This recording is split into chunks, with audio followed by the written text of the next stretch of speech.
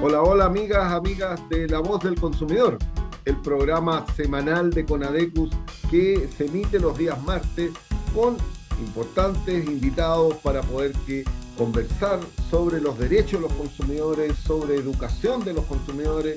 Y hoy día, como todas las semanas, tendremos un gran invitado que justamente vamos a poder tocar un tema muy relevante que está en discusión en el Parlamento y que es algo relacionado con la ley de insolvencia que se está tramitando modificaciones importantes en el Parlamento. Pero además tenemos aquí a nuestra periodista, María Paz Ibar, quien está con nosotros. Y Hola, también Hernán.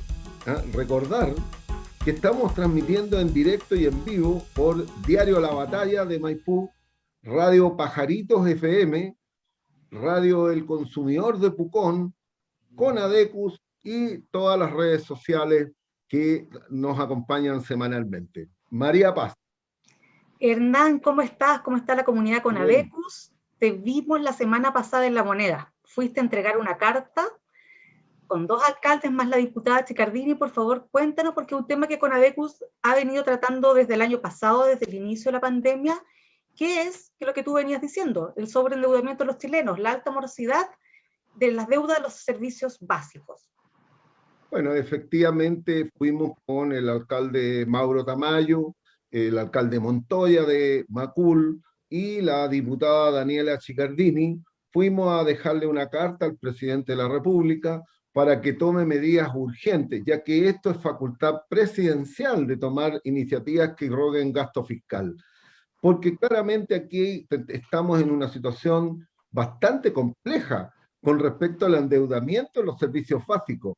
En el caso de la electricidad, hay más de 700.000 personas que están con una morosidad promedio de 344.000 pesos y que con la extensión, la postergación del pago, que va a ser hasta el 31 de diciembre por 6 meses más, lo más probable y lo que nosotros presupuestamos que esa deuda va a superar los 500.000 pesos en promedio, lo cual para esas personas, una vez que termine esa postergación y terminen los estados de excepción, va a ser una carga impagable y que va a ser muy difícil que esas personas puedan pagar una cuenta y media o dos cuentas juntas, porque claramente las empresas a partir del término del estado de excepción van a poder hacer los cortes.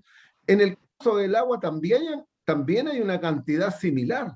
Por lo tanto, es una cantidad importante también de consumidores. En el gas de red también existe una cantidad importante. Pymes que están involucradas también con endeudamiento. Por lo tanto, esto es urgente. Se está tratando en la Comisión de Energía distintas medidas para poder enfrentar este endeudamiento que tienen los hogares. No hay que olvidar que un hogar, 700.000 hogares, equivalen aproximadamente, deben ser cerca de 3 millones de personas las que son afectadas, porque un hogar es un medidor por hogar, pero cada hogar se compone de 3 o 4 personas. Por lo tanto, hay que multiplicarlo por las personas afectadas. Esto es una situación que tiene que tomarse iniciativas pronto, no es a fin de año, es ahora para que se puedan tramitar todas las medidas y tomar todas las propuestas que hay, ponerlas en la mesa, hacer una mesa de trabajo para poder resolver este endeudamiento que está aumentando explosivamente, pero también tomar en cuenta, hay más de 250 millones de dólares en cuentas impagas. Es una cantidad sideral, es mucha plata que hay que está pendiente. Se estima que son 250, 300 millones de dólares que están pendientes de pago en algunos casos. Pero hay que tomar medidas urgentes y eso es lo que le estamos pidiendo al gobierno para que las tome prontamente, ¿no?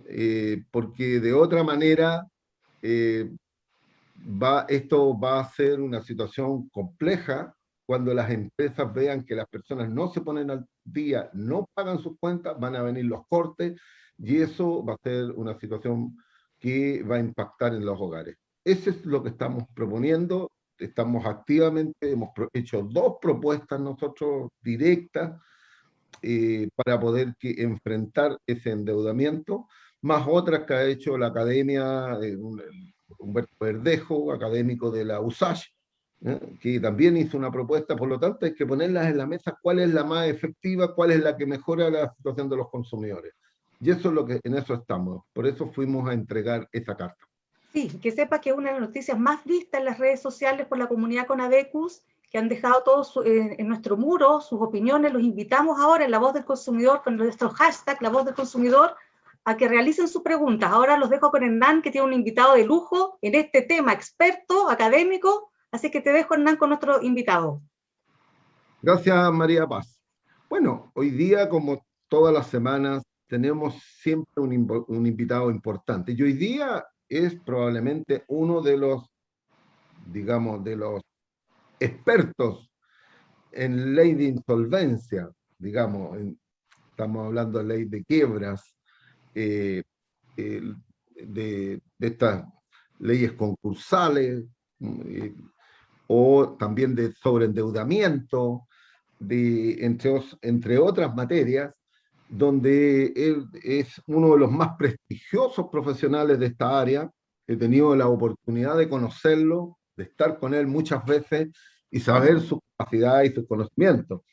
Él es licenciado de la Universidad de Salamanca, licenciado en Derecho de la Católica, profesor asociado, miembro del claustro académico del Departamento de Derecho Privado, autor de innumerables libros. Hoy día tiene uno que nos va a dar con el sobreendeudamiento y que prontamente también nos va a comentar. Por lo tanto, es largo el currículum, de mucho prestigio, y hoy día tenemos como invitado de lujo a Juan Luis Goldenberg. Bienvenido, Juan Luis, a La Voz del Consumidor. No, muchas gracias por la presentación, sobre todo creo que bastante, no sé, inmerecida. Yo creo que aquí lo que hay que hacer es trabajar sobre la base de reconocer que nuestro ordenamiento jurídico tiene hasta el día de hoy graves carencias para tratar un problema que es bien profundo en las sociedades modernas y sobre todo en la sociedad chilena, que es la que se refiere al sobreendeudamiento. Entonces, yo personalmente me gusta sentir que estoy en parte de una cierta cruzada a efectos de poner estos temas en conocimiento, no solamente desde el punto de vista teórico, sino también tratar de ver cómo esos planteamientos, que son muchas veces muy complejos, tratar de aterrizarlo y tratar de aportar una mirada más realista de lo que es la deuda en Chile. Juan Luis, gracias por estar presente. Yo creo que aquí hemos tenido, la semana pasada tuvimos a otro destacado académico, a Felipe Bravo, también de la Católica, pero también hemos tenido otros académicos aquí, ha estado director del CERNAC, el subdirector, siempre estamos invitando personas que nos permitan que a través de nuestras redes, las personas que nos están viendo, sea educativo, de tal manera que con palabras simples para que ellos entiendan cuál es la dinámica, y por lo tanto este es un espacio que lo que busca es educar, y por lo tanto ese es el objetivo principal. Juan Luis, en esta pandemia que hemos atravesado larguísima, ya 16 meses, eh, han ocurrido un sinnúmero de situaciones. Eh, eh, la, la protección de los consumidores se ha visto bastante debilitada en esta pandemia. Han habido problemas con los hoteles, con los conciertos, han habido problemas con los matrimonios, han habido empresas que han quebrado y no han entregado nunca sus productos porque los consumidores prepagaron. El caso de una empresa que hacía trajes de novia, que quebró y dejó a las novias sin traje, pero se quedó con la plata. El caso de las líneas aéreas que cancelaron los vuelos, que si bien puede decir fuerza mayor, pero los consumidores, los pasajeros pagaron por adelantado. Entonces, como que es injusto de que la empresa, por una fuerza mayor, se embolsique el dinero de los consumidores y con eso enfrente una crisis, y cosa que ha sido bastante difícil. Por lo tanto, ¿cómo has visto, Juan Luis, este tema? ¿Crees que necesitamos una ley de protección mucho más potente, una ley de protección de los consumidores? Porque hoy día han surgido un sinnúmero de temas que hay que abordar. Por ejemplo, cuando las empresas se tiran se declaran en quiebra, los consumidores no existen en la ley de quiebra. Ese es un problema de fondo. Tal cual. A ver, lo que pasa mucho es que la ley asume que el consumidor normalmente es quien, es por decirlo de alguna manera, el acreedor, el que exige que le entreguen la cosa, exige la prestación del servicio, pero la ley no se pone en ningún caso qué es lo que ocurre si ese proveedor no puede cumplir con sus obligaciones precisamente producto de una situación de insolvencia. Antes de la ley de insolvencia actual, cuando estaba vigente la antigua ley de quiebra, esto no era un problema tan evidente porque eran muy pocas las quiebras que existían en Chile. Antes del año 2014, en promedio habían 150 quiebras anuales. Y durante los 30 años de vigencia de la ley de quiebra antigua, en total hubo 5.000 quiebras. En la actualidad, con la ley vigente desde hace ya 6 años, ya van en más de 30.000 quiebras. Entonces esto es bastante más usual. Y de hecho, hay muchas veces que, mirando la prensa, todos los días, principalmente en esta época de pandemia, uno ve nuevas y nuevas empresas muy conocidas que se someten a estos procedimientos. Entonces tenemos casos como casos de gimnasios que han debido cerrar y que también hubo un montón de gente que pagó sus cuotas de incorporación y pagó el año por adelantado, etcétera, y ya no va a recibir nada a cambio. O el caso que creo yo que es más traumático, evidentemente, el de las novias que pagaron por adelantado su vestido de novia y no recibieron nada. Nuestra ley no dice nada al respecto. Y por tanto pasan dos cosas. Uno, ese consumidor tiene derecho a participar en el procedimiento, pero su crédito normalmente es tan pequeñito que no importa nada. No va a ir efectivamente o no vale la pena que vaya a contratar un abogado porque le saldría muy caro para ir al tribunal, para revisar los términos de los acuerdos, para ir a votar a la junta, etcétera, porque el costo, desde el punto de vista, pensando en una gran empresa, termina siendo un crédito muy atomizado. Y además tiene la característica que es lo que se llama un crédito balista, un crédito sin preferencia, que significa que en principio en esos procedimientos se van a tomar todos los bienes, se van a vender y se le va a pagar primero a los trabajadores, al fisco, Exacto, a los acreedores hipotecarios, a los acreedores prendarios, y después lo que queda, si es que queda algo, porque normalmente no queda nada, recién ahí podrían empezar a pagarse todo el resto de los acreedores, donde tendríamos a estos pequeños acreedores. Yo he propuesto, como fórmula de solución a este problema, dos cosas. Una, que exista una legitimación para actuar colectivamente, que los consumidores no actúen de a uno, porque si actúan de a una no tiene sentido, no son un interlocutor válido, sino que actúen de manera colectiva, parecido a lo que ocurre en las acciones colectivas que establece la Ley de Protección del Consumidor, es decir, que se establezca algún tipo de mecanismo de representación general. Y por tanto, no vamos a tener a la novia, a la persona que pagó la cantidad de plata para el gimnasio, sino que vamos a tener a una persona representando los intereses comunes de todos los acreedores. Y de esa manera se transforma en un interlocutor válido. Y lo segundo, pero que tiene algunos elementos técnicos que hay que revisar, es tratar el crédito al consumidor en ciertos casos como créditos preferentes. ¿Por qué? Porque si uno mira cuáles son los créditos a los cuales la ley les da preferencia, los que están primero en la fila, por ejemplo, el crédito del trabajador, la razón de ser de por qué el trabajador tiene una preferencia es porque el trabajador no pudo negociar los términos de su crédito. Es decir, nadie va a una entrevista de trabajo y decirle, mire, señor empleador, si eventualmente usted está insolvente, yo quiero que mi remuneración se encuentre protegida de tal manera. Eso no se puede hacer y por tanto, como no hay poder de negociación, la ley le otorga una preferencia. Esa es la misma lógica que existe en el ámbito del derecho al consumo. El consumidor no puede llegar a la empresa de vestidos de novia o al gimnasio diciendo, oiga, yo estoy dispuesto a pagar por adelantado, pero ¿qué pasa si usted quiebra? Eso en la práctica no ocurre. Entonces, normalmente en esos casos es la ley la que reacciona y le establece un sistema tutelar. Entonces, nuestro ordenamiento jurídico tiene falencia en las dos órbitas.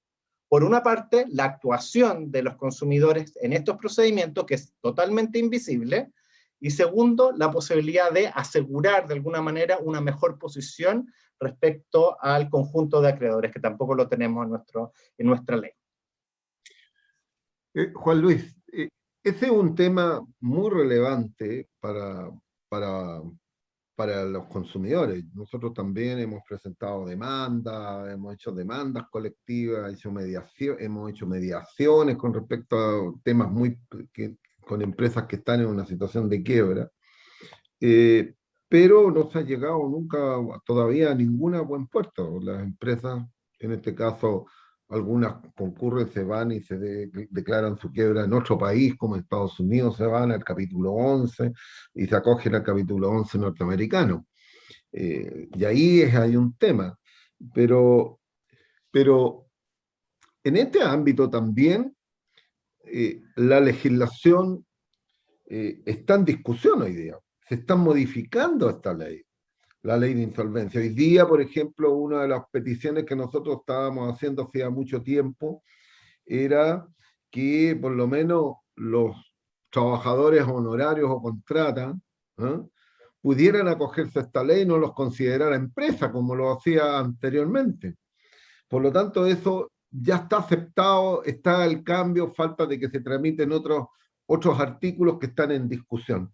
Pero en otros países, Colombia, por ejemplo, las personas se pueden acoger con demandas en curso. Y en otros países, las personas pueden acogerse preventivamente sin estar con morosidad. Se pueden acoger en un mecanismo que los acoge preventivamente, donde declara exactamente de que sus condiciones de ingreso han cambiado. Y por lo tanto, si bien no ha caído en morosidad, va a caer en cualquier momento y él preventivamente dice, quiero renegociar. Bueno, eso, ninguno de esos dos aspectos ha logrado pasar aquí en Chile, en la discusión. ¿Cómo considera Juan Luis? ¿Es necesario una cosa de ese tipo? Yo creo que nuestra legislación en general tiene una carencia muy importante en lo que se refiere a todo el espacio en el que se encuentra un consumidor en su carácter de deudor desde el momento que entra en una morosidad. Sabemos que recientemente se cambió la ley de cobranza extrajudicial, que es un paso adelante, porque efectivamente existían muchos vacíos en la regulación de la ley de protección del consumidor, principalmente en el respeto a la dignidad del deudor, que efectivamente no es que no quiera pagar en la mayor parte de los casos, que se levante en la mañana y dice, no, sabe que no quiero pagar. Por ejemplo, lo que estaban comentando de las deudas de consumo. Porque si además yo sé que me van a cortar las deudas de consumo, evidentemente voy a tratar de buscar los mecanismos para pagar. Eso es efectivamente un avance. Lo que no tenemos ningún tipo de regulación específica en Chile es lo que se refiere principalmente a la repactación de deudas o el refinanciamiento de deudas, es decir, la posibilidad que, como hablábamos, que una persona que se da cuenta que en atención a su situación particular actual, por ejemplo, una cesantía, una enfermedad grave, no solamente del propio deudor, sino de alguien del grupo familiar, algún cambio en sus dinámicas de ingreso o de gastos, se da cuenta de que esos compromisos financieros que tomó en algún momento no los va a poder cumplir. Y por tanto, lo que normalmente haría una persona es tratar de evitar llegar a un escenario de insolvencia y sentarse con sus acreedores a efectos de renegociar o repactar la deuda. Nosotros no tenemos en nuestro ordenamiento jurídico ninguna regla que específicamente se refiera a este punto.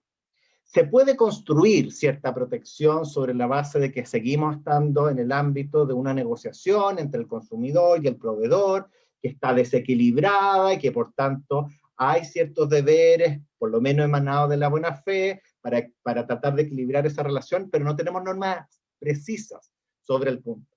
Y la única normativa propiamente tal que tenemos de renegociación de deudas es la que está prevista en la ley de insolvencia. Pero efectivamente, para someterse a ese procedimiento, la ley es muy exigente. Primero, porque le pide ser lo que la ley denomina persona deudora. Y que hoy en día tenemos el grave problema de que la ley definió que persona deudora no es cualquier persona natural, porque depende de cómo tributa. Efectivamente, una persona que boletea, para los fines de la ley, es una empresa. Aunque boletee, aunque haya emitido una sola boleta, y aunque haya sido, hay un caso que yo siempre cuento en clase, muy traumático, de un profesor que quedó cesante, y mientras estaba juntando sus papeles para presentarse a la renegociación ante la Superintendencia de Insolvencia y Reemprendimiento, hizo una clase de estas como clase, se me olvidó cómo se llama, de reforzamiento a los niños. Como no tenía plata, fue y ofreció una clase de reforzamiento de matemáticas, emitió una boleta por 30.000 pesos y la ley lo consideró empresa. Y por tanto le dijeron, usted no puede someterse al procedimiento. Eso es algo que con la reforma sí cambiaría. Pero además de eso, la ley es exigente porque primero exige que la persona tenga 2 o más obligaciones vencidas por más de 90 días y que sumen entre ellas a lo menos 80 unidades de fomento y que en el tiempo intermedio, es decir, durante esos 90 días o hasta el momento de presentar los papeles, no se le haya notificado de ningún tipo de demanda ejecutiva. Entonces, ¿qué es lo que termina pasando? Termina pasando de que la persona deudora en realidad está muerta del miedo, porque por mucho que sepa de que se quiere someter a este procedimiento para tratar de renegociar las deudas, evitar los embargos, y porque siente que quiere pagar, porque eso es lo que quiere, porque quiere pagar, quiere ofrecer una recalendarización de la deuda, la ley dice, usted no lo puede hacer todavía, se tiene que quedar sentado esperando en su casa durante esos 90 días, rogando que no llegue el receptor para notificarle la deuda, y si no ha pasado eso, recién ahí va a poder pedir los antecedentes presentar los antecedentes a la superintendencia para iniciar la renegociación. Entonces, la medida es muy exigente, y efectivamente si uno observa qué es lo que ocurre en el derecho comparado, en otros ordenamientos jurídicos, efectivamente, uno puede iniciarlo con carácter preventivo. Es decir, que no es necesario estar en ninguno de los supuestos que habíamos hablado, sino que por el solo hecho de que yo pueda demostrar de que he tenido algún cambio en mi circunstancia económica, puedo sentarme, o por decirlo así, obligar a mis acreedores a que se sienten conmigo a renegociar la deuda, a forzarlos a sentarse a negociar. No necesariamente que estén de acuerdo conmigo, pero por lo menos sentarlos a renegociar la deuda. Y nuestro ordenamiento jurídico eso efectivamente no lo establece. En la Cámara de Diputados esos requisitos se intentaron bajar, pero por indicación del Ejecutivo en el Senado se repusieron. Y por tanto, hasta el momento, esto está todavía en discusión, se mantiene la idea de las 80 unidades de fomento, los 90 días y la falta de notificación. El único cambio es que esa persona que boletea sí va a ser considerada para todos los efectos como persona deudora y sí se podría someter a esos procedimientos. Efectivamente, ahí es una discusión larga, no sé, es como entrabar un poco todo el procedimiento y que lo dificulta para las personas. Otro de los aspectos que está en discusión y que el Ejecutivo envía es que este procedimiento que hoy día para las personas es gratuito, hoy día va a tener un costo de 10 UF, lo cual es inaceptable. Eso es una indicación que se presentó para efectos no de la renegociación, sino de la liquidación voluntaria, claro, que es cuando pide su propia quiebra, por decirlo de alguna manera. Claro. Cuando yo no estoy tratando de renegociar la deuda, sino que cuando yo como deudor quiero presentarme ante el tribunal, declarar que estoy insolvente y entregar todos mis bienes embargables para efectuar el pago de la deuda, el proyecto de ley actualmente señala que la persona, a menos que cuente con lo que se denomina un privilegio de pobreza, tenga que pagar un costo inicial de 10 unidades de fomento. Esto se discutió también en las últimas sesiones que existieron en el Senado, particularmente cuando yo di mi opinión sobre este particular. Mi pensamiento es que la regla es inconstitucional, porque es una forma de limitar el acceso a la justicia. Porque uno piensa, a ver, uno entiende cuál es, de alguna manera, la motivación económica o el fundamento económico. Y el fundamento económico es que alguien le tiene que pagar al liquidador para efectos de que se tomen esos bienes y efectivamente se puedan vender. Y lo que hace la reforma es decir, en principio, eso va a ser de carga, o por lo parcialmente a lo menos de carga del propio deudor, porque el deudor es el que eventualmente podría obtener el beneficio de lo que se llama el descargue de las obligaciones, es decir, la extinción de todas las deudas en todo cuanto no se pueda pagar. Entonces, la ley asume que es el propio deudor el que tiene que asumir parte del costo porque va a obtener el beneficio. Pero el problema se produce porque si pensamos, una persona que no tiene bienes embargables o no tiene bienes embargables en magnitud, no es que sea un deudor, por decir así, fraudulento. Hay muchos motivos por los cuales una persona eventualmente tiene un nivel de deuda importante, pero no tiene bienes embargables para presentar. Y eso se observa claramente cuando uno mira por qué se endeudan los chilenos. Y claro que hay una parte importante que no se puede negar, que hay un cierto endeudamiento que es lo que se llama un sobreendeudamiento activo, que es endeudarse más allá de las capacidades de pago. Eso existe. Pero hay un endeudamiento más importante aún en Chile, que es el endeudamiento para efectos de satisfacer necesidades básicas. Y encontramos endeudamiento, por ejemplo, en la tercera edad, que dice relación con salud, ahí donde está la carga principal de la deuda, y por ejemplo, la gente más joven, endeudamientos para fines educacionales. Entonces, si yo me voy a endeudar para estudiar, no es que yo con la plata que recibí me compré algo, y por tanto cuando lleguen a mi casa a embargar, es que no hay nada, porque yo esa plata la estoy ocupando para la prestación de un servicio. Y si es por una materia de salud y no puedo pagar, nuevamente van a llegar a mi casa y tampoco van a encontrar nada porque yo esa plata lo estaba ocupando para comprar remedio o para costear algún tratamiento, etc. Entonces la ley parece asumir, y creo que ahí es donde está el error, que cuando una persona no tiene bienes es porque de alguna manera actuó fraudulentamente y los escondió, para efecto de que cuando llegaran los acreedores, no, yo no tengo nada. En algunos casos, claro que eso se puede dar, si pueden haber ciertas maniobras fraudulentas de los acreedores, de los deudores, de todas maneras, pero no es la regla general. Ahí está el tema de lo que también está en discusión, esta norma que crea el incidente de mala fe y donde en la última indicación que envía el gobierno le da facultad y legitimación activa a la superintendencia para que ella sea la que, digamos, demande el delito que podría eventualmente haber cometido un consumidor, un consumidor endeudado en el ocultamiento del patrimonio, que lo vendió previamente, que lo hizo tercería, que ocultó patrimonio y llegó al procedimiento concursal, llegó sin patrimonio y por lo tanto habría mala fe de parte de él. Y que se le dé facultad, que es el peor de los casos, o sea, una superintendencia va a tener que perseguir a los consumidores, porque esa es la realidad. Y habiendo hoy día un procedimiento en tribunales donde los acreedores pueden iniciar el procedimiento y probar la mala fe, pero no que la superintendencia lo haga. ¿Qué le parece todo este procedimiento? Porque además tiene sanciones durísimas para los abogados, la suspensión del ejercicio de la profesión por 2 años. Me parece que es increíble. Yo creo que eso también es inconstitucional. Yo también creo que es inconstitucional.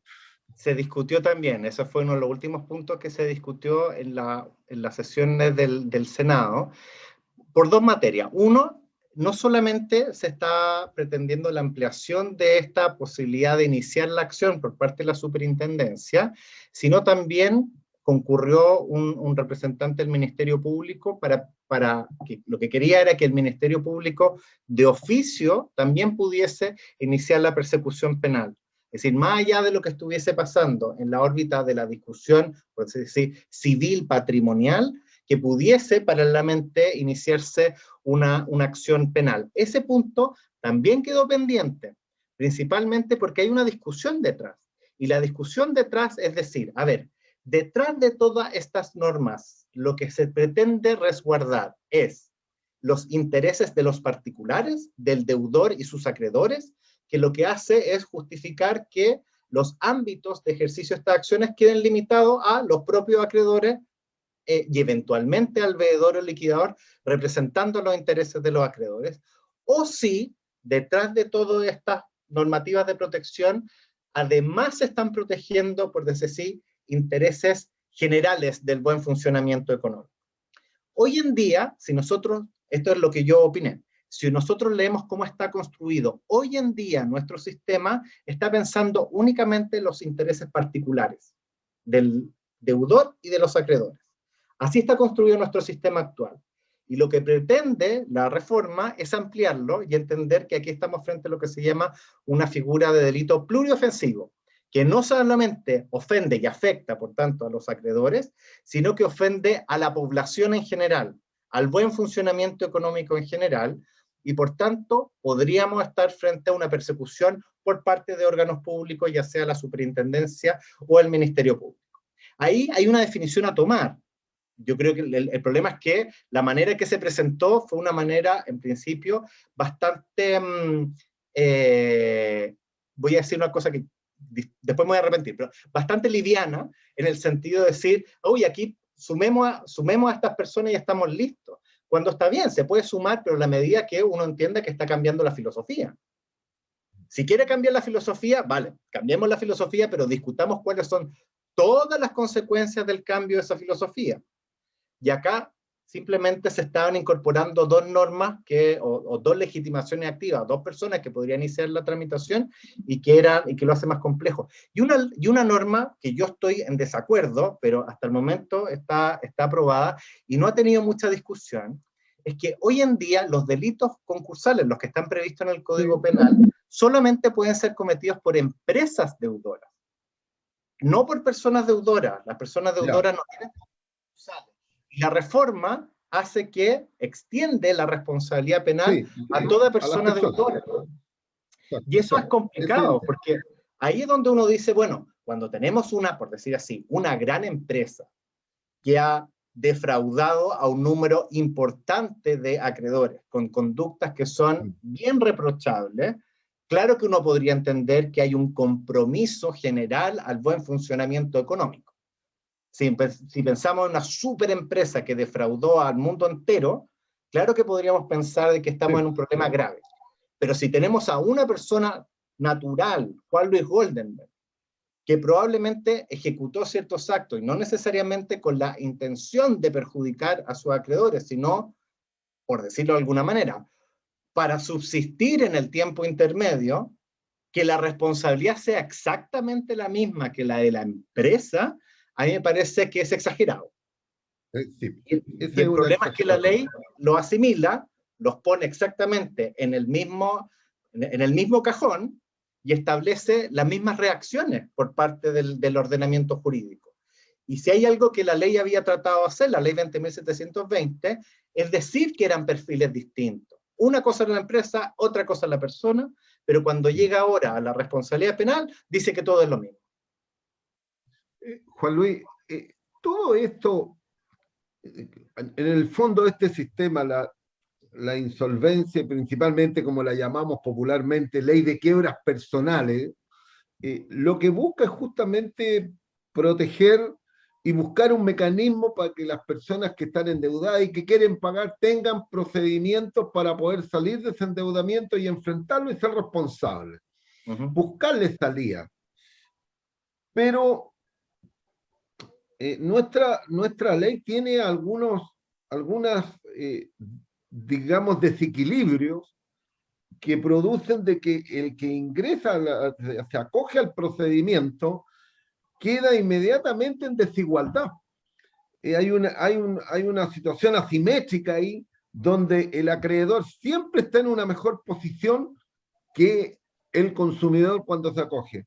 porque lo primero que hace el consumidor cuando tiene que hacer es declarar cuál es su patrimonio, cuáles son sus deudas, con quién está endeudado, tiene que tener a lo menos dos deudas, dos acreedores por más de 90 días, no le exige uno, le exige dos, ya, no importa, supera esa deuda, declara su patrimonio, pero cuando llega la renegociación, se produce una situación compleja, porque el acreedor conoce cuánto es el patrimonio que tiene, sabe a quién le debe, y si el acreedor no acepta la renegociación, el consumidor arriesga a irse a la liquidación y no tiene salida, o sea, queda en un túnel donde no puede arrepentirse. Bueno, esa es una situación bastante desigual porque el incentivo perverso está en que cuando hay una baja deuda y mucho patrimonio, es a liquidar. Po. Sí, Claro. lógicamente, ese es un tema que nosotros lo hemos dicho de una manera distinta. Le decimos, mire, nosotros queremos que en estos casos, cuando el consumidor quiere hacer una renegociación y su patrimonio es más de 4 veces la deuda, la superintendencia debiera asumir el rol de mediador y mediar y obligatoriamente imponer la renegociación y no enviarlo a la liquidación. Eso es, pero esa es la realidad que tiene. Por lo tanto, hoy día lo que tenemos dentro de los procedimientos, la mayor parte son liquidaciones. Ahora ya se invirtió, antes eran más renegociaciones que liquidaciones y ahora son todas casi puras liquidaciones. Tal cual. Eso, ¿qué le parece? ¿Cuál es la salida para eso? A ver, es cierto, la ley no distingue claramente o no da indicios claros de cuándo a un deudor le conviene renegociar la deuda y cuándo a un deudor le conviene iniciar una liquidación, declarar su quiebra. Es decir, o entrega los bienes o trata de renegociar la deuda. Y a mi juicio, muchas veces lo que ocurre es que un deudor de muy buena fe va a decir, yo todavía tengo cierta capacidad de pago, no quiero perder mis bienes, y por tanto me voy a someter al procedimiento. Pero no observa, porque evidentemente no todo el mundo se sienta a leer la ley 20.720 todos los días, no observa que la ley le dice de que si eventualmente no llega a un acuerdo con sus acreedores, no logra el quórum, no logra convencer a dos o más acreedores que representen la mitad de su pasivo, no logra eso, el efecto que se va a producir es que eventualmente va a terminar la liquidación. Y tampoco, esto hay que estudiarlo, tampoco queda claro que cuando, por ejemplo, existe una garantía, por ejemplo, un crédito hipotecario, que es muy habitual, ese acreedor hipotecario puede salirse de la renegociación y ejecutar la deuda. Es decir, no está obligado tampoco en los términos generales del acuerdo. Los demás sí, pero ese acreedor hipotecario puede decir, mirar y decir, sabes que a mí no me conviene esto, así que me voy directamente a ejecutar mis obligaciones y a pedir que se remate la casa. No está obligado el acreedor hipotecario, pero en el acreedor prendario, las prendas, por ejemplo, podría darse si hay un financiamiento automotriz. También podría decir ese acreedor prendario, no, esto me suena raro, ¿para qué me voy a meter yo en esto? Prefiero ir a ejecutar mi garantía y la ley señala expresamente que puede hacer. ¿Qué es lo que ocurre un poquito en el derecho comparado? Se señala muchas veces que hay ciertos bienes del deudor pensando principalmente en la vivienda familiar que tienen un régimen especial de protección, que nosotros en nuestro ordenamiento jurídico no tenemos. Entonces, el mayor riesgo al que se someten siempre todas las personas es a perder su casa. Es decir, porque ya, guardando los valores afectivos, etcétera, pero si eventualmente yo pierdo ciertos bienes que podría tener, quizás, claro, perdí yo estoy acá ahora en un escritorio que era de mi abuelo, y eventualmente, claro, lo podría perder y me daría una pena espantosa, evidentemente lo entiendo, pero desde el punto de vista de que el riesgo mayor es que la persona pierda su casa, es lo que evidentemente produce un cierto quiebre en los mecanismos de protección que tienen las personas en Chile, a diferencia de otros ordenamientos jurídicos. Es un tema que es bien complejo, porque si uno dice, ¿sabes qué? Por ejemplo, llegar al extremo de decir, que la casa sea inembargable. Lo que pasa es que si las casas son inembargables, no podrían existir créditos hipotecarios. no podrían existir. Entonces, hay que establecer, o se han establecido en el derecho comparado, ciertas medidas de protección para que incluso en los casos en que la persona esté en un supuesto de quiebra o esté en un supuesto de renegociación que fracasa, la persona igualmente puede mantener un estándar de vida razonable. No que le vamos a quitar todo y decirle, después de que quitarle todo, decir, bueno, ya, reemprende desde cero, desde la calle. Ese es como lo que en pocas palabras está diciendo la ley chilena. Te doy la alternativa de reemprender, pero desde cero. Entonces, si uno tiene un cliente y le explica esta situación y le dice, mira, vamos a intentarlo, nos vamos a someter a la ley 20.720, pero siendo bien honesto, tengo que explicarte cuál es el peor escenario. Y el peor escenario es que tú pierdas todos tus bienes, salvo los inembargables. Porque claro, no vas a perder tu cama, no vas a perder tu ropa, pero puedes perder tu casa, puedes perder el auto, etcétera, etcétera. Entonces, el riesgo es muy alto. Y como no hay mecanismos de tutela particulares para esa persona, lo que se va produciendo en la práctica es que las personas que se someten a los procedimientos son personas que efectivamente tienen un patrimonio más bien disminuido, donde si pierden los bienes que tienen son muy poquitos y entre comillas, los bienes embargables son pocos. Por ejemplo, hay que pensar, típico caso de un estudiante que está, por ejemplo, recién egresado y que cuando uno mira su casa, cuando entra, yo por lo menos era así, cuando tuve mi primera casa, con suerte había una cama, un colchón y una mesa plástica en el comedor. Entonces, si yo pierdo eso, todavía eventualmente siento que puedo reemprender. Pero si ya estamos hablando de una persona que tiene una vida bastante más consolidada y donde puede tener un montón de bienes que forman parte de su estabilidad familiar, decirle a esa persona que te invito a someterte a un procedimiento concursal y eventualmente puede perderlo todo, es una decisión muy dura, muy difícil de entender. Entonces, y la ley efectivamente no da mucha más salida. Sí, o se renegocia o a la liquidación. No da mucha salida intermedia. Pero podría en algún momento uno pensar de que cuando no hay acuerdo, cuando el principio, la idea del consumidor es renegociar y cuando se producen digamos, ciertos datos que indican de que el patrimonio del consumidor es muy alto, él tiene la intención, porque el que concurre al procedimiento es porque quiere pagar, quiere resolver su problema. No, si los que no quieren pagar no van a ir. Al final los que van son efectivamente las personas que están preocupadas del tema. Entonces, ¿cuál es el rol que puede cumplir la superintendencia? ¿Podría tener un rol de mediador que resuelva cuando no se llega a acuerdo? Él intervenga directamente cuando vea que hay una situación que es demasiado, digamos, abusiva, donde se va a liquidar a una persona que realmente tiene mucho patrimonio y poca deuda, porque también se puede dar. Nosotros también, cuando llega gente a preguntarnos, lo primero que le preguntamos si tiene patrimonio y cuánto es la deuda, porque es como la pregunta básica.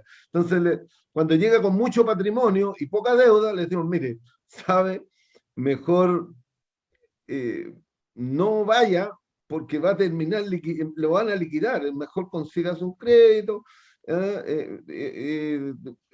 y vaya al tribunal y haga un procedimiento por consignación que le va a salir mucho mejor que ir al otro procedimiento. Eso es. Entonces, uno apela, dice, ¿por qué la superintendencia no podría jugar ese rol? No puede ser que la superintendencia sea un facilitador, ¿no? Hay otros países, por ejemplo, nuestro Código Civil, que es como la regla madre de cómo funciona todo el sistema de obligaciones en Chile, se basa en el Código Civil francés. Tiene una inspiración muy fuerte en el Código Civil francés. Y hace muchos años el Código Civil francés se modificó precisamente en este punto y permite a un tribunal entender que cuando el deudor está de buena fe y simplemente no puede cumplir con sus obligaciones conforme a los términos originalmente pactados, se le puede solicitar al tribunal que establezca, por una resolución judicial, un nuevo calendario de pago. Es decir, que simplemente llega al tribunal y modifica el contrato. Es decir, atendida la situación de crisis en la que se encuentra el deudor, atendido de que tiene un comportamiento que no es que no quiera pagar, sino que por alguna circunstancia de la vida se le impidió o se le impide cumplir las obligaciones conforme fueron establecidas, se le puede pedir al tribunal que intervenga el contrato y modifique la forma de pago, no para efectos de, por ejemplo, disminuir la deuda, eso no se puede hacer, pero la ley francesa permite cambiar los plazos, extender los plazos, e incluso puede cambiar, imagínense, puede cambiar hasta la tasa de interés aplicable, para O sea, efectos de puede tomar esa decisión. tal cual, ajustar el endeudamiento a fin de que la persona efectivamente logre cumplir con sus obligaciones. Porque en el fondo, lo que está pensando la ley francesa, y lo que uno podría pensar de que es un criterio que podría ser bastante más amplio, es que a un acreedor le conviene que le paguen. Si eso es lo que está buscando, que le paguen. Eso es. Y que le paguen, pero en la medida que el pago, el esfuerzo de pago por parte de ese deudor, que por estos accidentes inevitables simplemente no puede cumplir con sus obligaciones, obtenga una facilidad de pago. Eso es lo que se busca. Porque se dice, a ver, pensemos lo siguiente. Cuando yo voy a pedir plata al banco o ocupo una tarjeta de una casa comercial, etcétera, y me endeudo, supuestamente la finalidad que tiene el banco o la finalidad que tiene la casa comercial es prestarme plata para que la devuelvan. Sabemos que eso desde el punto de vista económico no es tan así, pero por lo menos desde el punto de vista legal, sí, pues yo presto la plata, pero para que me la devuelvan. Entonces, mi finalidad primaria en cualquier relación de crédito debería ser obtener el pago, pero obtener, ojalá, el pago completo. Y sabemos perfectamente de que si tomamos el patrimonio de esa persona y está en una situación deficitaria, no se va a pagar completamente. Entonces, ¿para qué vamos a estar persiguiendo esas deudas si sabemos que la persona no va a poder pagar? Eso es, si uno ve, por ejemplo, cómo están distribuidas las causas en los tribunales civiles en Chile, casi el 85% de las causas son juicios ejecutivos. Exacto. Es decir, entre juicio ejecutivo y lo que se llama gestiones preparatorias de la vía ejecutiva. Son el 85% de las causas. Y la mayor parte de esas causas, cuando uno las mira, no avanzan o no pueden seguir avanzando precisamente porque las personas no tienen bienes para poder cumplir con su obligación. Entonces, el solo hecho de mantener un sistema que se basa en esa posibilidad de persecución de la deuda, lo que termina pasando en la práctica es que hay un encarecimiento general. Todos tenemos que pagar el funcionamiento del Poder Judicial. Todos tenemos que pagar por vía de nuestros tributos el funcionamiento de un poder judicial que en materia civil el 85% está dedicado a empresas principalmente que le cobran a consumidores el pago de sus obligaciones. En Santiago, por ejemplo, existen 30 juzgados civiles. Hay que pensar que eso significa que hasta el 25 están dedicados, como si estuviesen dedicados únicamente a cobranzas. Y solamente hay otros 5 que están dedicados a otras cosas. Entonces uno dice, bueno, el costo del aparato judicial lo tenemos que asumir entre todos porque no existen otras medidas o la ley no da otras medidas que las que estábamos discutiendo antes para efecto de tratar de solucionar el problema del endeudamiento. Estamos hoy día con Juan Luis Goldenberg, experto en derecho concursal, experto en sobreendeudamiento, académico de la Universidad Católica, y también muchos libros que vamos a comentarlos posteriormente. Y estamos también transmitiendo por Radio Pajaritos FM, Radio El Consumidor de Pucón, Diario La Batalla de Maipú, Conadecus y redes sociales. Juan Luis, efectivamente estábamos en eso. ¿Y cómo podemos resolver este tema del sobreendeudamiento? Ahora usted sacó un libro que es de sobreendeudamiento. Yo hace poquito estuve en una clase magistral de un profesor italiano que estaba hablando justamente de la ley de insolvencia italiana y hay un procedimiento que lo comentamos anteriormente, que aquí tampoco se aplica, es que cuando una entidad financiera sobreendeuda a un consumidor, no analiza en forma exhaustiva sus ingresos y sus capacidades de pago, el consumidor en Italia puede recurrir y obligar a una renegociación.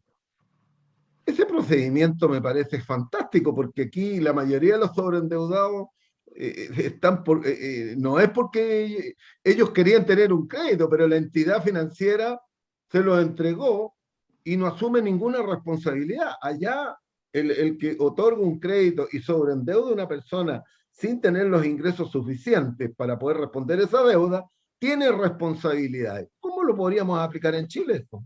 A ver, yo agradezco la pregunta porque la tesis principal del libro este que publiqué hace un par de meses es lo que se llama corresponsabilidad. Es decir, nadie puede sobreendeudarse solo. Yo puedo ponerme de cabeza, pero necesito que alguien me preste plata más allá de mis capacidades para poder sobreendeudarme. No, no hay forma de hacerlo de otra manera. El tema está en que nosotros generalmente cuando observamos la relación del crédito que se produce entre el consumidor y el deudor, nuestro modelo vigente de ley de protección del consumidor, con todo el tema del CERNAC financiero, parece entender, y yo creo que esto es un error, parece entender que la forma de evitar el sobreendeudamiento es darle la mayor cantidad de información financiera al consumidor para tomar la decisión. Pero el problema que tiene ese modelo es que es un modelo que es irreal. A mí me cuesta tomar decisiones financieras y me dedico a temas de financiamiento. Pero yo siempre pongo el ejemplo, imagínense que yo estoy en la caja del supermercado y el cajero o cajera me dice, ¿con qué va a pagar? Y yo le digo, con tarjeta de crédito. Y me dicen, ¿cuántas cuotas? Bueno, supuestamente la ley asume de que yo me acuerdo qué decía el contrato de tarjeta de crédito que yo firmé para saber cuánto es efectivamente lo que voy a terminar pagando si digo que son 3 cuotas, 4 cuotas, 5 cuotas, 6 cuotas, 7 cuotas, etc. Porque supuestamente a mí la información me la dieron. Y me dieron unos porcentajes, me dijeron cuál era la carga anual equivalente, el costo total del crédito, y yo puedo, mientras estoy en la caja del supermercado, hacer todo un análisis financiero de mi capacidad de crédito para tomar esa decisión en ese minuto.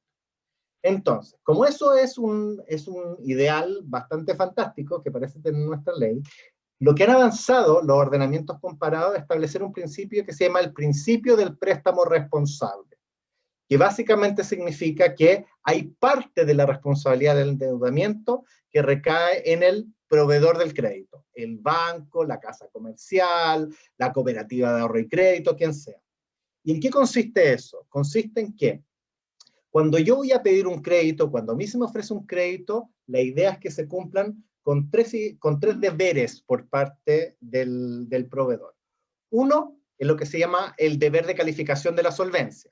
Es decir, que no me pueden prestar plata o no me pueden ofrecer un producto o servicio financiero que no se ajuste a mis capacidades de pago. Eso es lo primero. Me tienen que calificar la solvencia. Esto es muy habitual, yo sé que sigue siendo así, pero no sé en qué profundidad. Pero yo, por ejemplo, cuando entré a la universidad, yo me ofrecieron inmediatamente una cuenta corriente con una tarjeta de crédito.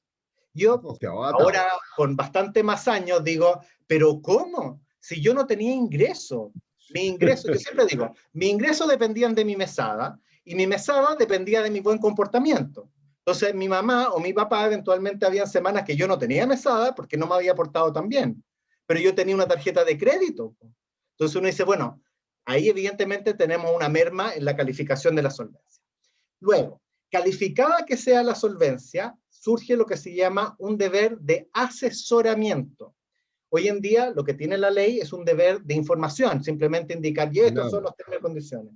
Pero el deber de asesoramiento significa que es decir, el proveedor le tiene que indicar al consumidor, a usted, conforme a sus condiciones crediticias, su capacidad de pago, le conviene este tipo de producto o servicio financiero y este otro no le conviene, es muy peligroso, se va a sobreendeudar. Y lo tercero es lo que se llama un deber de adecuación, que es básicamente que aquellos productos que a mí se me ofrezcan en el mercado tienen que ser productos que efectivamente correspondan a mi capacidad de pago.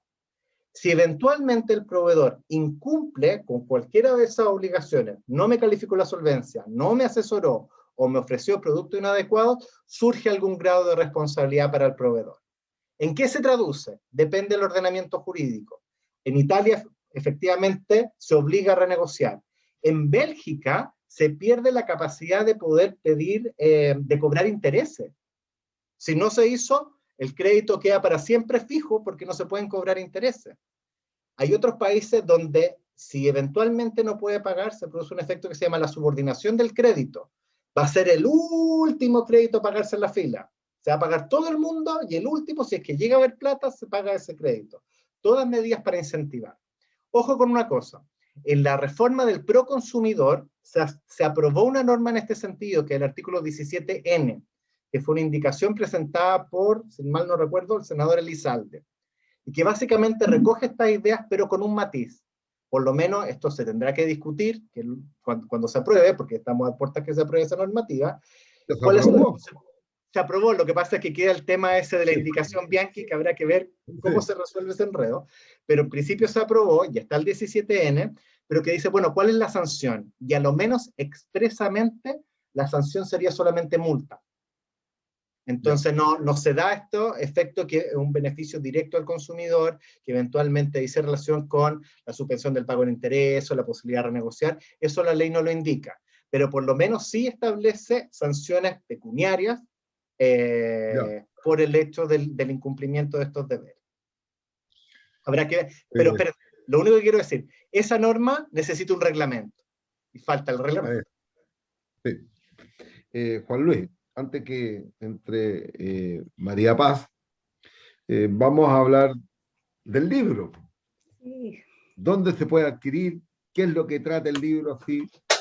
Para poder saber y poder todas las personas que nos están viendo puedan en algún momento adquirirlo, porque aquí estamos hablando de el sobreendeudamiento y cómo enfrentarlo, cómo se puede tener cuáles son las barreras de salida que puede tener un sobreendeudado, que son muy importantes, que aquí hay barreras de salida, si esto no es que lo deje atrapado, hay resquicios, para todo hay resquicios. Hay fórmula. Bueno, el libro está disponible, es un libro que se editó en una editorial jurídica que se llama Thomson Reuters, entonces está disponible en la página web de Thomson Reuters, en general en distintas librerías jurídicas, se llama El sobreendeudamiento del consumidor, entonces tiene un nombre, generalmente yo soy malo para ponerle nombre a las cosas, en este fue lo más directo posible, El sobreendeudamiento del consumidor. Ahora, ¿qué es lo que se encuentra en el libro? Se encuentra esta idea base, de que la mejor manera, por lo menos a mi juicio, de solucionar el problema del sobreendeudamiento de los consumidores es mediante la prevención. Las normativas concursales son normativas de salida, pero deberían ser el último recurso, cuando todas las barreras efectivamente fracasaron o la situación es muy, muy excepcional. El trabajo tiene que estar dado para evitar que las personas se encuentren en una situación de sobreendeudamiento. Actualmente se habla mucho del tema de la educación financiera, de la alfabetización, para que todos entendamos realmente cuáles son las consecuencias de endeudarnos.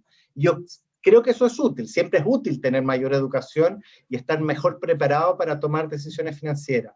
Pero a mi juicio, el tema se resuelve de mejor manera, o por lo menos de manera más rápida, estableciendo este principio de préstamo responsable, estableciendo de que el proveedor del crédito también tiene una responsabilidad. Aquí básicamente hay que pensar que esto es guardando la distancia. Imagínense lo que pasa cuando yo voy al doctor. Existe toda una tramitación, es decir, existe toda una ley de consentimiento informado, etcétera, porque evidentemente hay una situación de desequilibrio. Yo tengo lo que se llama una legítima ignorancia, no tengo por qué saber cómo funciona mi propio cuerpo, mi propia biología, sobre todo cuando hay elementos muy técnicos. Y me estoy contratando a una persona que es un experto. Es decir, estoy contratando un crédito con una persona que su giro, su dedicación es prestar plata. Entonces, esa situación de desequilibrio provoca que esa persona con la que estoy negociando adquiere una función mucho más tutelar y protectora hacia mí. Si yo voy al doctor, espero que el doctor me dé un tratamiento que sea adecuado para mí. Aquí pasa lo mismo, que cuando yo voy a pedir un crédito, cuando a mí se me ofrece un crédito, tiene que ser un crédito que sea adecuado para mí, para mis circunstancias. Y de esa manera evitar de alguna manera, de alguna forma el sobreendeudamiento. Pero sí hay que decir una cosa, hay un problema que es más de fondo en Chile, que es, como decía antes, las razones del endeudamiento. Si las razones del endeudamiento en Chile siguen centrándose en la satisfacción de las necesidades básicas, no importa cuánto me traten de asesorar a mí, el endeudamiento va a seguir existiendo y el sobreendeudamiento también. Porque yo siempre pongo también el siguiente ejemplo. Si yo tengo una tarjeta de crédito con un cupo y un hijo mío, voy a tocar madera inmediatamente, se enferma gravemente, yo evidentemente voy a ocupar toda la tarjeta de crédito para poder salvar a mi hijo. ¿Quién me va a decir que no? Es decir, es evidente que voy a hacerlo, y si no lo hiciera, creo que sería un pésimo padre. Y al momento de tomar esa decisión no estoy siendo racional, pero la razón de ese endeudamiento, lo que se llama el sobreendeudamiento pasivo, es o se produce por una deficiente cobertura de seguridad social, en ese caso en particular. Entonces, formas de arreglar el sobreendeudamiento, hay uno que es el mejor funcionamiento del mercado financiero, pero hay una discusión que es bastante más profunda. Y aquí solamente para terminar, retomo con la primera conversación que tenían ustedes, que es los servicios esenciales. Si eso es un tema de que se tiene que resolver, porque ¿cómo vamos a tener, en el ejemplo que se puso, a 3 millones de personas en Chile que le van a cortar la luz, el agua y el gas? Eso como sociedad es algo que evidentemente tenemos que revisar. Gracias, Juan Luis. María Paz. Encontré el libro, así que compartí el link en nuestro muro en Facebook, para que toda la comunidad Conadecu lo pueda ver, adquirir, estudiar y sobre todo aprender, que es fundamental. Mira, yo encontré un Twitter suyo. ¿Cuál es la relación que usted tiene con las redes sociales? Lo veo que difunde bastantes cursos, pero no interactúa tanto a nivel de reclamo. Pero encontré un Twitter suyo de hace tiempo, del 2015. Ah, sí. Ahí lo veo. Lo estoy compartiendo. Este es el trato de pasajeros de @Bianca. Asistente de vuelo decide poner la basura del avión bajo mi asiento. Y se ve efectivamente una bolsa bastante grande con basura. ¿Qué le pasa a usted cuando pasan estas cosas? El consumidor se enoja. Le contestaron algo así como que un robot casi, que era como, ingresaremos su reclamo, pero no pasó mucho. ¿Qué le pasa a usted cuando se vulneran de esta forma los derechos de los consumidores, que es algo que a lo mejor no es tan agresivo, pero verlo, me imagino que viajar con basura debajo del avión, del asiento del avión, no es muy agradable? A mí lo que me pasa es que yo creo que hay una idea que es muy básica de convivencia y que es el respeto de la dignidad del otro. Y yo creo que cuando uno reconoce que esa es la base de toda relación social, el respetar la dignidad del otro, no importa si es por decir así, el pequeño consumidor, el cliente, como quiere decirle, el deudor, que es lo que hablamos antes, uno tiene cierto nivel de empatía. Entonces, cuando uno se enfrenta a una situación donde uno siente que lo están tratando de manera indigna, es donde yo personalmente pienso, esto nadie lo haría, así como nadie que esté pensando realmente lo que está haciendo, lo haría. Nadie llegaría a poner una bolsa de basura debajo de la silla de otra persona, es decir, no, pensando que está respetando a la otra persona, sino que es parte de un protocolo, probablemente muy general, donde se dice, hay que recoger la basura, y dónde hay que ponerla. En ese caso está sentado, si uno ve, en el último asiento, de esos asientos que ni siquiera se reclinan porque encuentran la pared atrás, y pone la bolsa ahí porque debe haber habido un protocolo. Entonces, efectivamente, cuando la respuesta es una respuesta que es un bot que me dice, sí, lo vamos a tomar en consideración y esto es muy importante para nosotros, yo creo que evidentemente la respuesta es insuficiente. No es que yo quería que me dieran un pasaje gratuito, etcétera, pero por lo menos un cierto grado de empatía y reconocimiento, que es lo que muchas veces uno busca. Yo soy bien bueno para reclamar, tengo que confesar que yo ocupo todo el no molestar, todas las plataformas que hay en el CERNAC para cuando me llaman por teléfono, y me doy el tiempo muchas veces de reclamar y de llamar, etcétera, y donde básicamente lo que me gusta, es decir, lo que pretendo encontrar es empatía. Que la persona con la que estoy conversando entienda de que lo que se hizo mal, quizás no va a lograr la persona con la que estoy conversando cambiar su filosofía, ni la filosofía de la empresa, pero creo que muchas veces, depende cuál fue el problema, pero muchas veces yo me hubiese sentido mucho mejor, imagínense que en ese caso alguien de Avianca hubiese tomado el teléfono y decirme, ¿sabes qué? Lo hicimos mal, perdón, ¿sabes qué? No se debe hacer una cosa así. Me siento mal porque te hice sentir mal a ti. Y si yo ya recibiera un llamado que me dijera así, yo creo que sería el momento de mayor alegría, porque yo creo que es algo que yo también haría, si yo me puedo equivocar también. Quizás en algún momento de la vida tomé la basura de mi casa y la puse mal en el basurero y causé daño al otro, pero lo primero que haría sería pedir perdón. Entonces, cuando uno observa que se enfrenta a estos mega proveedores, donde nadie es capaz de decir, ¿sabes qué, Juan Luis? Tienes toda la razón. Y uno siente que está un poquito desamparado, es donde uno dice, ¿sabes qué? Aquí, vuelvo a la idea básica, el problema principal es el reconocimiento de la dignidad del otro. Así es. Gracias. Bueno, María Paz, Juan Luis, gracias por estar en La Voz del Consumidor. Estamos en un programa semanal, toda la semana, que transmitimos aquí, que se emite en vivo por Radio Pajaritos FM, Diario La Batalla, El Consumidor de Pucón, Radio El Consumidor de Pucón, y con Adecus y las redes sociales.